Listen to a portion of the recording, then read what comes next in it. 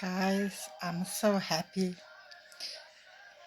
to make my own breakfast. I am disabled and I can only use one hand. I was right-handed, but now I'm left-handed. And this breakfast I made myself. I cut up my cucumber, my tomato, my bacon, and I fried my eggs. I made my toast and I made my tea and I put it on a tray and I carry it myself.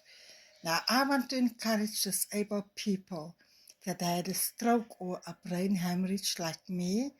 I had hemorrhage 2010, September the 6th, it will be 15 years. But I do what I can do.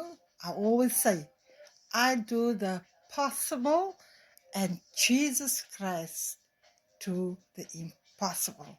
God has done great things for me.